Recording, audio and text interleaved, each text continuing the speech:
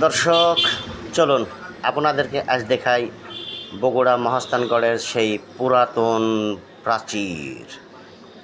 এই উত্তর মাথার এই গেট দিয়ে ঢুকলে এই সিঁড়িটা বাদে, এই সিঁড়ি বেয়ে আপনি উপরে উঠতে থাকবেন এবং দুই পাশে অনেক সিনারি আছে। আমি শুধু সিঁড়িটা আপনাদেরকে দেখাচ্ছি।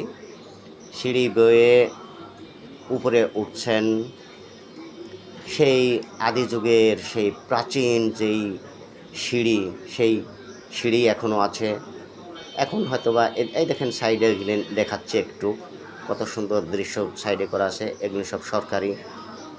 এই সিঁড়ি বেয়ে উপরে উঠলেন, উপরে উঠে একবারে প্রাচীরের উপরে উঠলেন। এই সেই আদি প্রাচীর। এই প্রাচীরটা প্রায় 4.5 মাইল। 4.5 মাইল থোড়া ব্যাপার না, অনেকখানি ব্যাপার। প্রাচীরটা 4.5 মাইল লম্বা।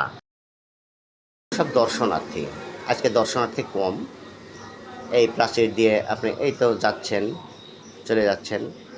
এই সামথিং কিছু জায়গা আছে সরকারি, আর বাদবাকি ভিতরে গেলে সব দখল হয়ে গেছে, মালিকানাধীন হয়ে গেছে ওগুলো।